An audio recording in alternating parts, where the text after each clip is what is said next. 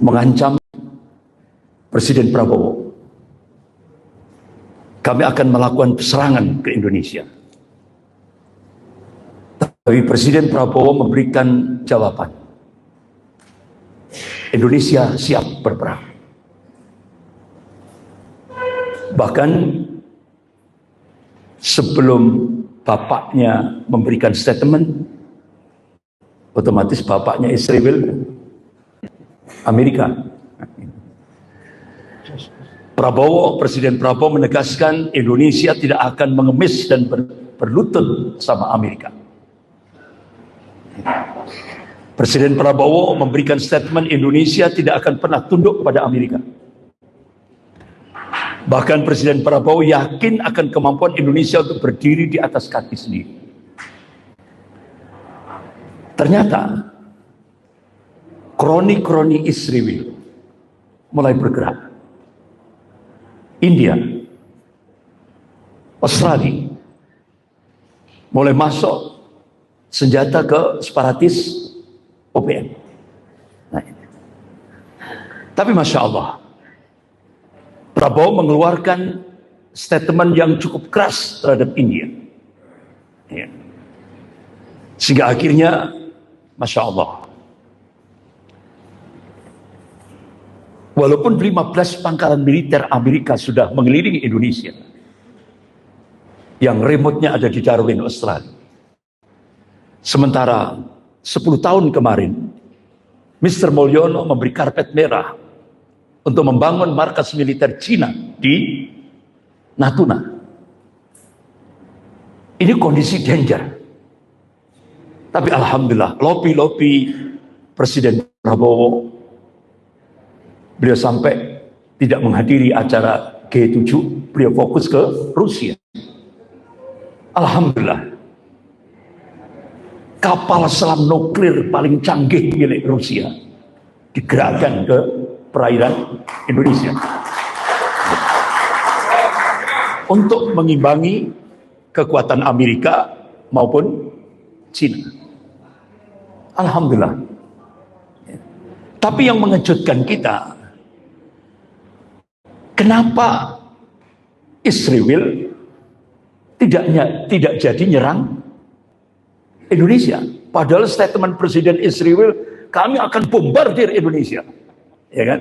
Kami akan serang Indonesia. Perdana Menteri Benyamin Netanyahu. Kenapa kok nggak jadi? Wa makaru wa makarallah wallahu khairul makirin. Mereka membuat makar, tapi Allah balas makar mereka, dan Allah sebaik-baik membuat makar. Tiba-tiba tidak ada panas, tidak ada hujan, Iran menyerang Israel. Padahal kalau kita lihat dari sisi historis, itu sampai ada sebuah tesis bagaimana hubungan Iran dan Israel itu dibangun hampir 30 tahun. Sejak 1948 sampai puncaknya, yaitu memuluskan revolusi Syiah Iran pada masa Khomeini. Ini kan tidak masuk nalar kita. Padahal Israel, Iran, Amerika jadi satu. Bahkan ada sebuah disertasi yang ditulis oleh Trita Parsi dengan judul Treacherous Alliance. Jadi ini aliansi berbahaya. The scheduling of Israel, Iran, and the US. Ada kesepakatan rahasia antara Israel, Iran, dan Amerika. Jadi ternyata ini data-data empiris ini diungkap. Bagaimana kerjasama antara Iran, Israel, Amerika menghancurkan sebuah negara yang berdaulat, yang waktu itu dipimpin oleh Saddam Hussein. 37 negara sekutu Amerika membombardir Irak. Ini kerjasama antara Iran, Israel, dan Amerika. Hampir kurang lebih 70.000 umat Islam Ahlus Sunnah di Irak dibantai dengan cara-cara yang sangat biadab. Terlebih di kota Fallujah, itu tempat Ahlus Sunnah. Imam-imam masjid dibor pakai bor listrik, kepalanya, dadanya, ini.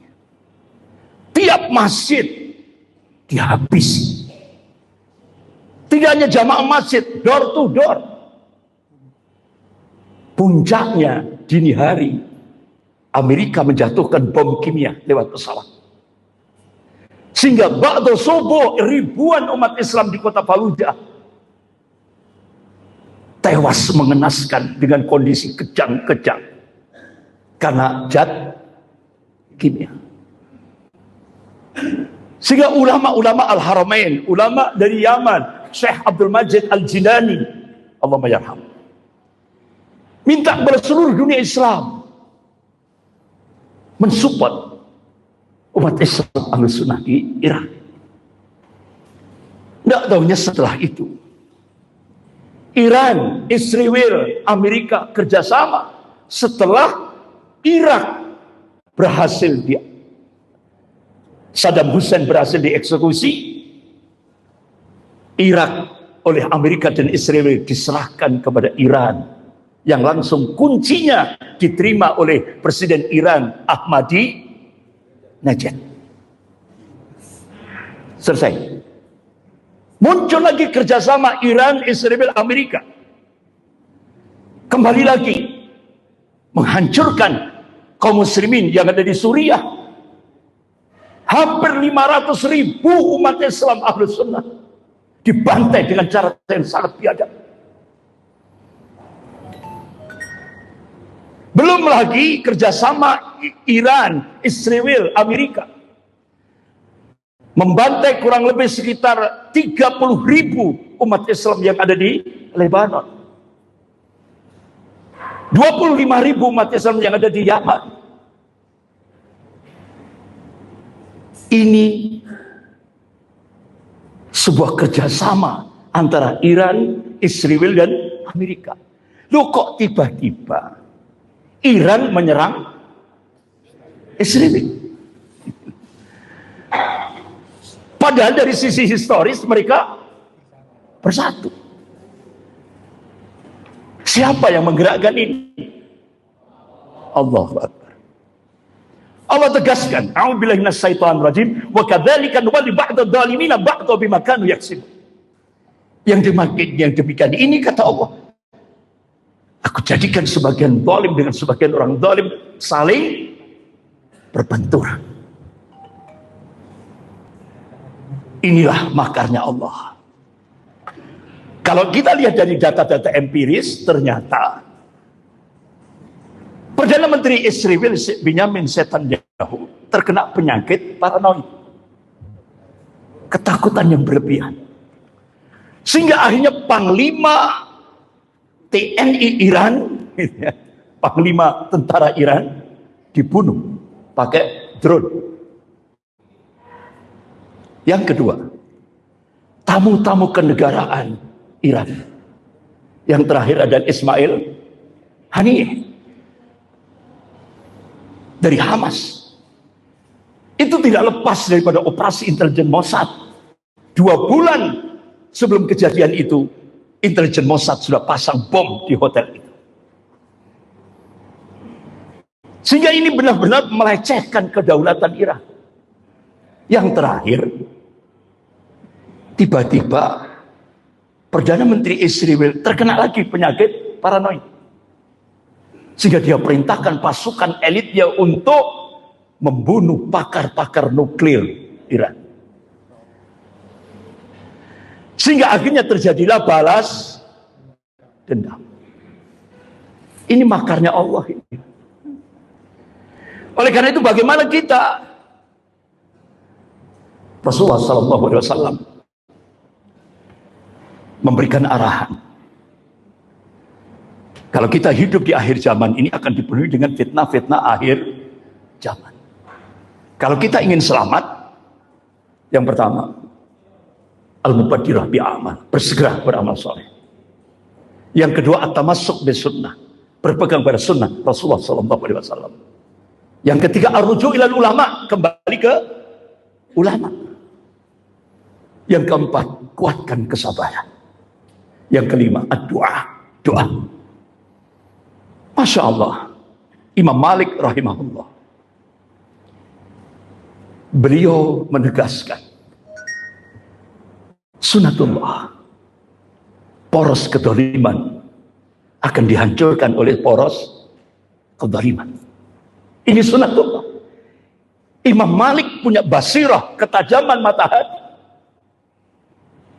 Allah akan balas keduanya. Poros kedoliman akan dihancurkan oleh poros kedoliman. Oleh karena itu Syekhul Islam Ibn Taimiyah rahimahullah, kalau sudah dua poros kedoliman sudah berperang, umat Islam harus bergembira, duduk manis dengan mengucapkan kalimat tahmid, alhamdulillahirabbil alamin. Skop global maupun skop nasional sama. Kalau skop global itu tadi, kalau skop nasional Petruk jadi ratu. Sudah 10 tahun ketika Petruk jadi ratu, orang waras itu hum qalilun, sedikit sekali orang waras. Yang paling banyak orang gila selama 10 ketika Petruk jadi ratu. Akhirnya apa yang terjadi sekarang? Petruk, Gareng, Bagong saling bertaruh. Apalagi semua dokumen kejahatan Petruk sudah diserahkan ke gengnya Bagong. Sudah diserahkan? Sudah. Sementara Betoro Kresno ini Pak Jenderal Tri Sutresno berhasil memprovokasi, rubah sistem, kembali ke Undang-Undang Dasar 1945. Kembalikan itu 10 juta rakyat Cina daratan, kan itu sangat membahayakan bagi NKRI. Batalkan proyek PIK, karena itu negara di dalam negara, termasuk Rempang Galang. Dan yang poin ke-8, makjulkan Fufu Papa. Kan ini konstitusional. Sudah. Akhirnya sekarang yang kita saksikan, Petruk, Gareng, Bagong semakin keras pertarungannya. Oleh karena itu kita ulama umat Islam purnawirawan duduk manis sambil ngopi. Ucapkan kalimat tahmid, alhamdulillahirabbil alamin. Allah tegaskan, ya kan? Allah sudah menegaskan dalam surah Al-Fat ayat 23. A'udzubillahi minasyaitonir rajim. Sunnatullahi allati qad khalat min qabl wa lan tajid sunnahi tabdila. Jadi sunnatullah itu sudah berlaku sejak dulu kata Allah. Dan kalian tidak akan pernah melihat, menyaksikan perubahan akan sunnatullah. Artinya apa? Allah menegaskan sejarah akan berulang. Ya. Kalau dulu ABRI dan umat Islam bersatu melawan komunis, PKI. Insya Allah sejarah akan berulang. TNI bersama umat Islam akan bersatu lagi melawan komunis gaya baru. Takbir! Dan sejarah akan berulang. Ini Allah sendiri yang mengabarkan.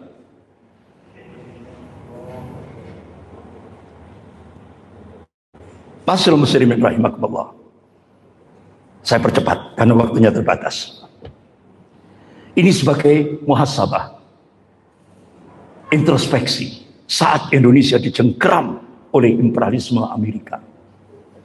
Ada 4 lembaga yang digunakan oleh imperialisme Amerika untuk menghancurkan umat Islam di Indonesia. Yang pertama, National Intelligence Council, Dewan Intelijen Nasional Amerika, yang menaungi 15 negara. Dia melakukan riset dan hasilnya bulan Desember 2004 dipublish.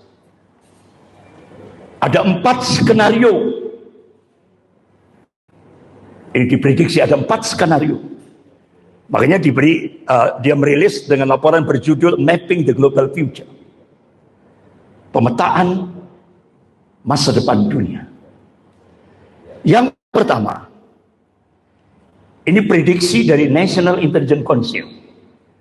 Start 2020, 15 tahun ke depan sejak 2020, Cina dan India akan menjadi pemain penting dalam aspek ekonomi dan politik dunia. Yang kedua, ini skenario yang kedua.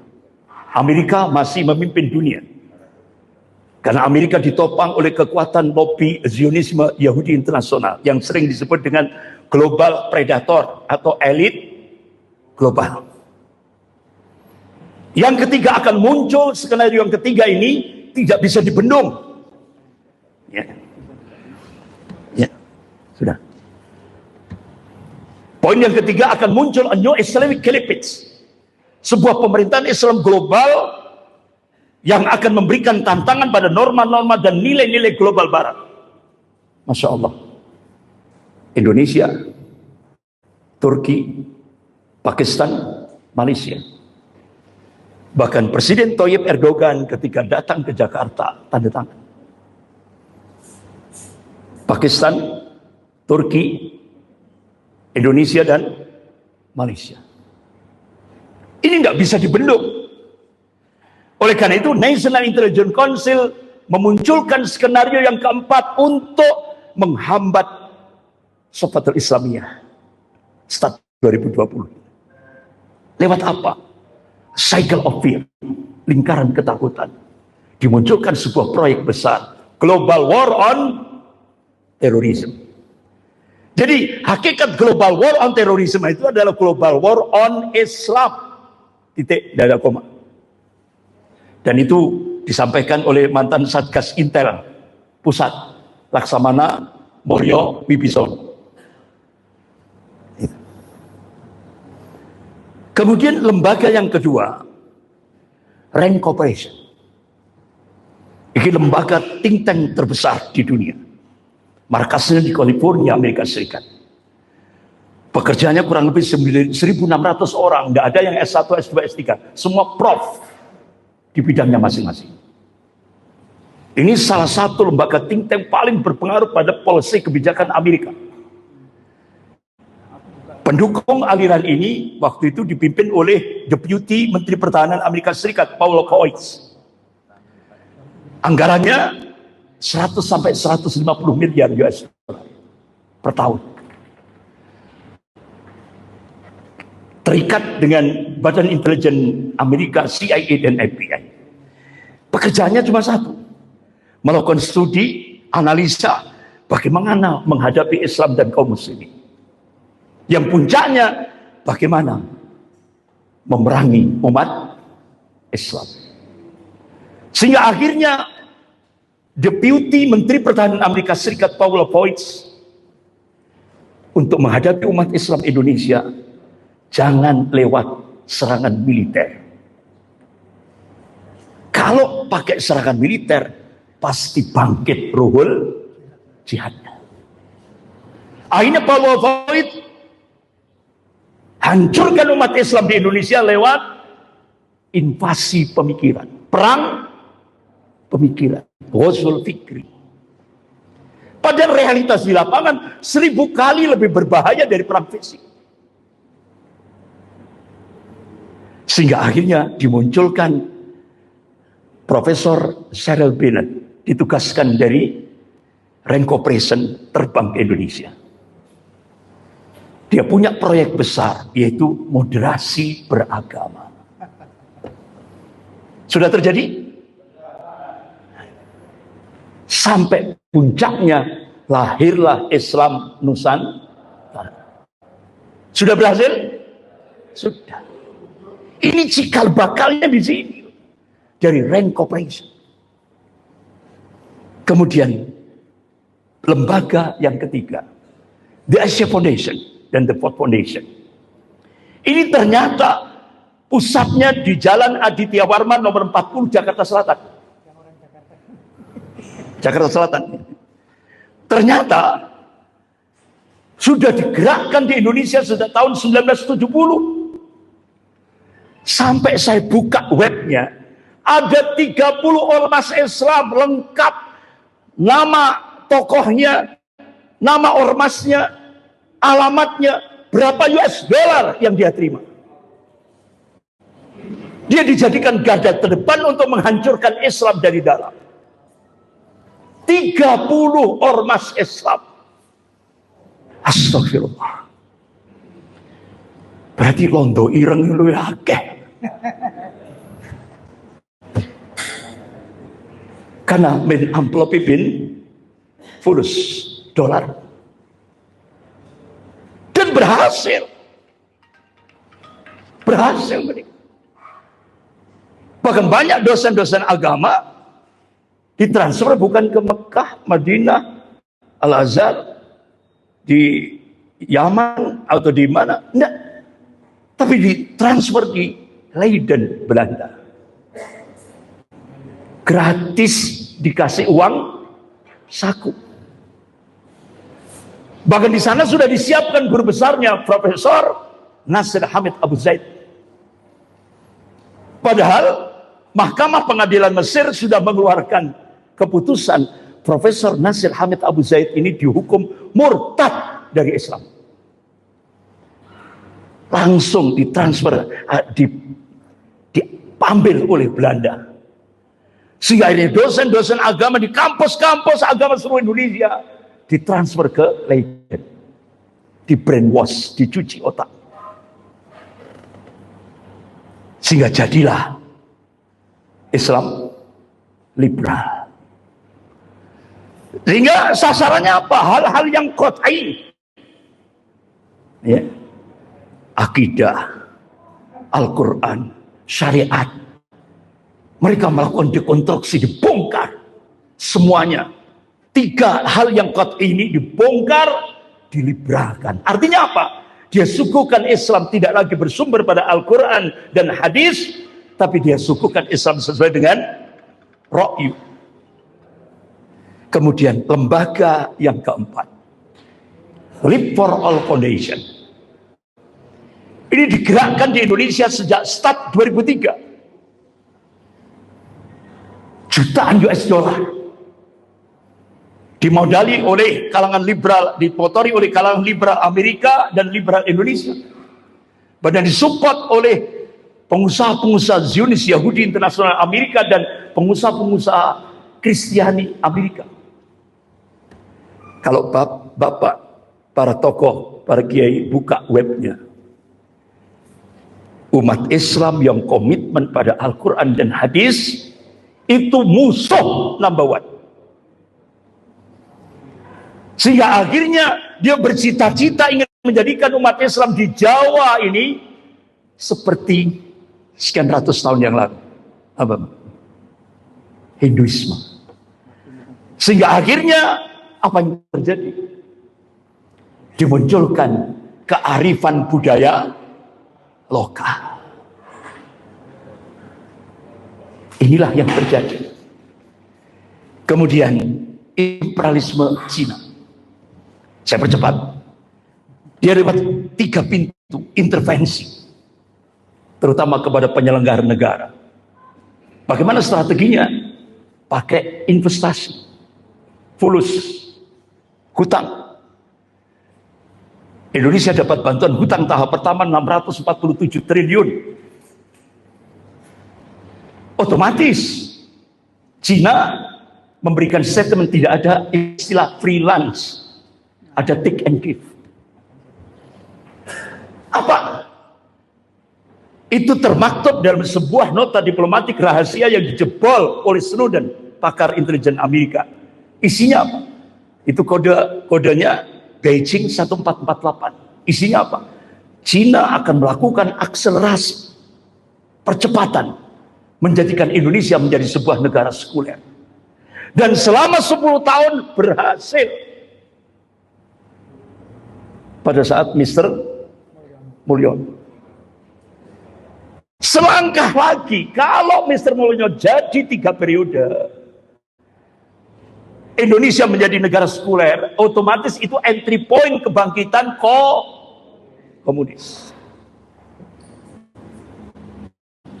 Invasi dari merusak undang-undang, ujung-ujungnya merusak konstitusi negara, invasi penguasaan wilayah, dan ujung-ujungnya aneksasi.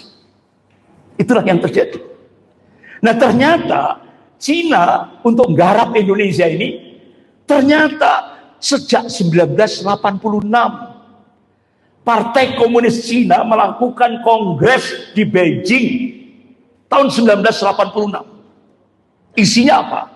Ternyata ada 3 hambatan Cina ketika melakukan penetrasi ke Indonesia. Yang pertama, regulasi dan doktrin anti komunis. TAP MPRS nomor 25 tahun 66. Undang-Undang nomor 27 tahun 1999. Ternyata oleh Mr. Mulyono dijebol lewat keputusan Presiden nomor 17 tahun 2022. Sehingga PKI bukan pelaku, tapi PKI korban. Muncul Inpres nomor 2 tahun 2023, muncul Kepres lagi nomor 4 tahun 2023. Ada pemerintah minta maaf pada PKI, yang ujung-ujungnya 5.000 anak keturunan PKI dapat kompensasi dari negara. Mati. Kena PKI ini.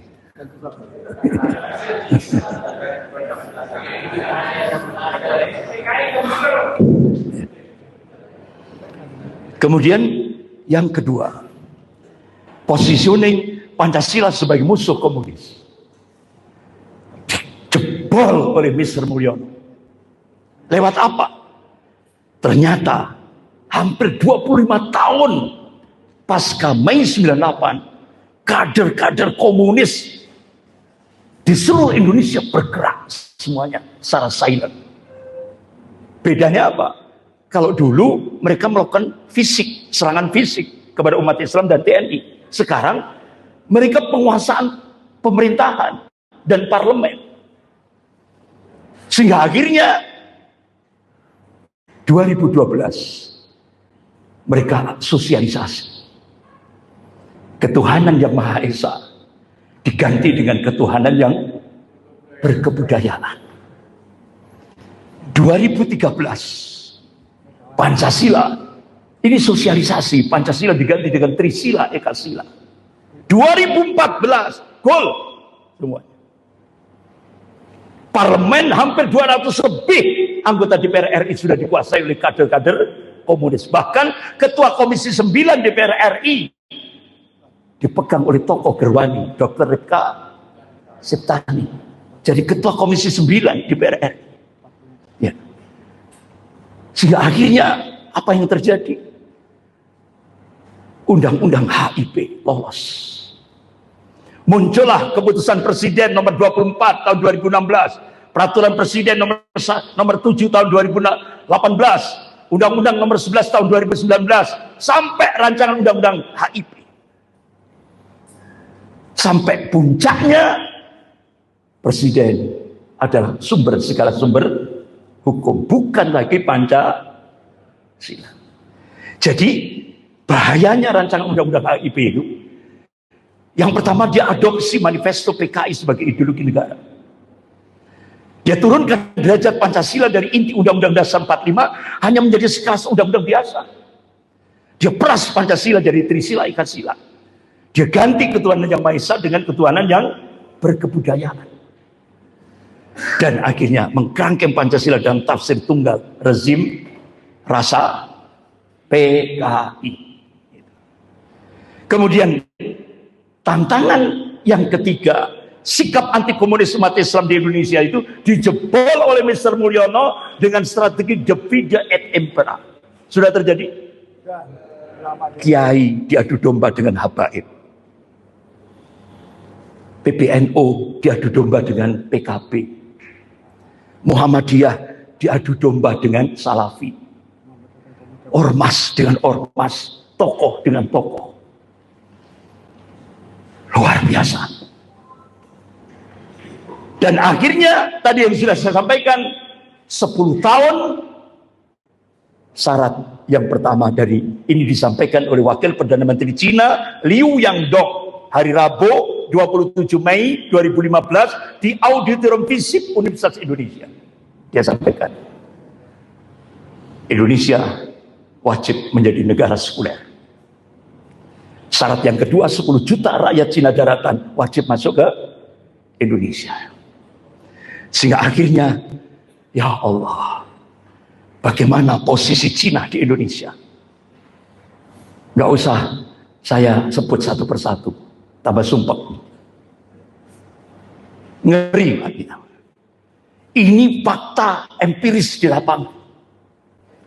Bahkan sejak ini disampaikan hasil riset daripada Mayor Jenderal TNI Hartomo, ex Kepala BAS, start 1999 anak-anak PKI dimasukkan ke Brimob.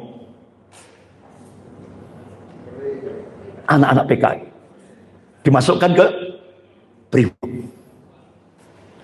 Nah, dari Brimob, salah satu 9 naga, James Riyadi, mengajukan proposal yang akhirnya eksekutornya adalah Densus 88. Siapa yang dijadikan korban? Umat Islam. Ini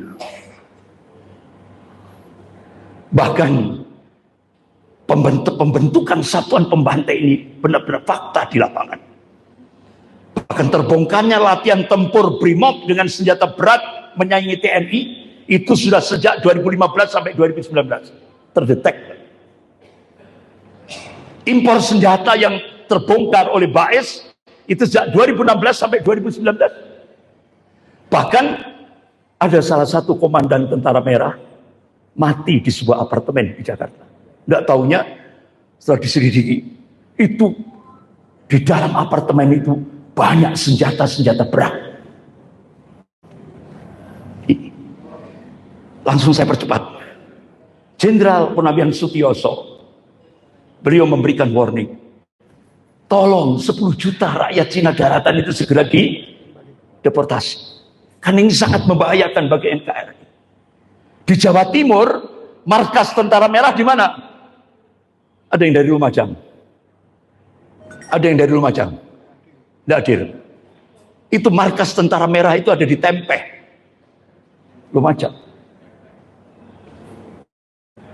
Bahkan ketika terjadi kebakaran di Kapasan, di sebuah kelenteng di Surabaya, muncul 2 tentara merah.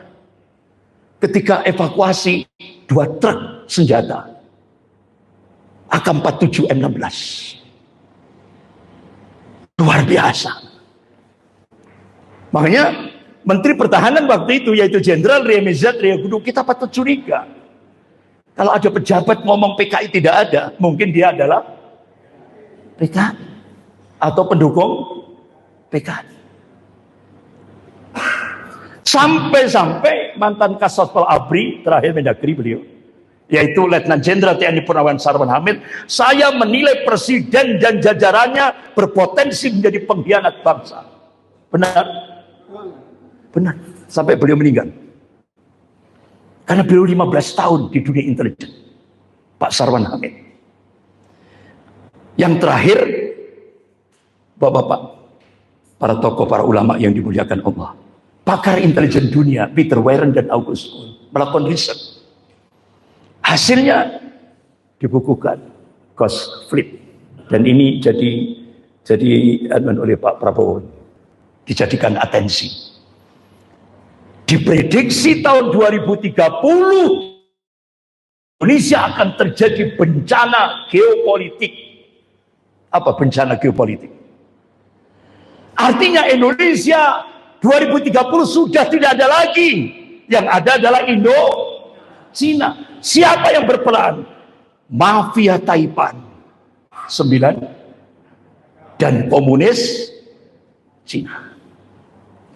Oleh karena itu, alhamdulillah, kita bersyukur Pak Prabowo melakukan operasi intelijen Sandi Yuda. Beliau panggil salah seorang ulama dari Jawa Timur. Dan kondisinya face to face. Tidak ada orang. Pak Prabowo komunikasi cukup dengan tulisan. Karena kanan kiri ada penyadap.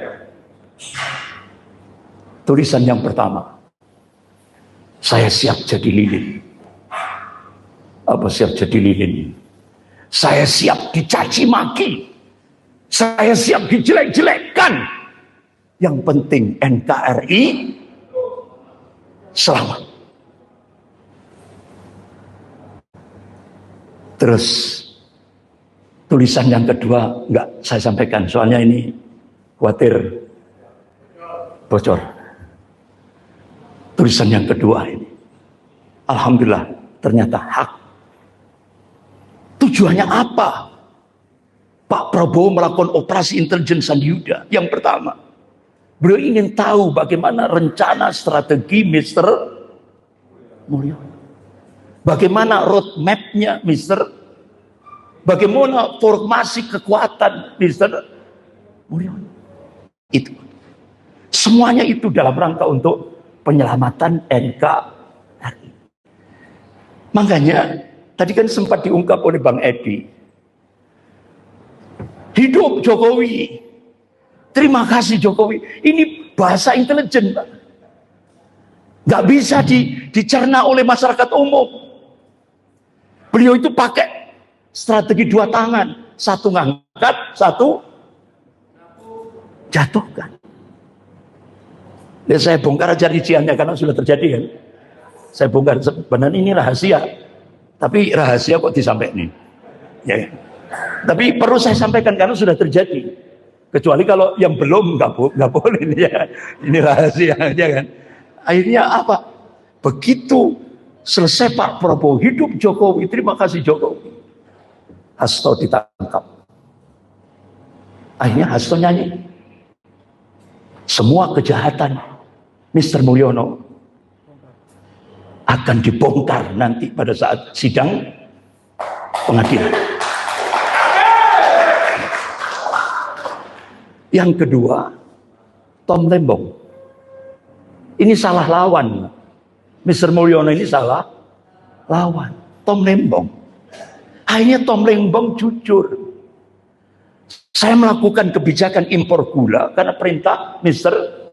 Mulyono. Bahkan hasil dari impor gula, saya diperintah oleh Mr. Mulyono agar memasukkan ke rekening Kaisang. Sehingga 1% rupiah pun saya tidak menerima. Sehingga ketika Tom Lembong mohon Pak Hakim hadirkan Mr. Mulyono, kaget. Angin berhenti. Semuanya mati. Itu bahasa saya. Artinya kaget. Sampai hakimnya kaget. Ini baru Tom Lembong. Akhirnya direksi Pertamina, yang Bu siapa itu yang pakai jilbab itu. Saya melakukan korupsi di Pertamina atas perintah Mr. Mulyono. Sudah, ini namanya satu ngangkat, satu jatuh. Sehingga sekarang operasi intelijen Sandi Yuda sudah sampai nembus geng Solo. Tinggal tunggu tanggal. Sekian, saya serahkan moderator.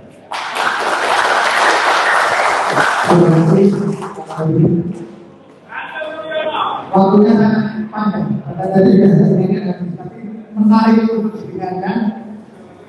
Yang tiga. Baik, Bapak sekalian, saya waktu silakan Pak Rahmat Kamudi. Assalamualaikum warahmatullahi wabarakatuh. Alhamdulillah. Para yai, para ulama, para tokoh, para purnawirawan yang kami hormati. Sebenarnya sesi saya itu sesi setelah diskusi, tetapi dikarenakan waktu dan kebetulan Pak Tiasno tidak bisa hadir hadir karena sakit, maka sekalian kita manfaatkan satu waktunya. Jadi tugas kami di sini adalah menyampaikan epilog akhir dari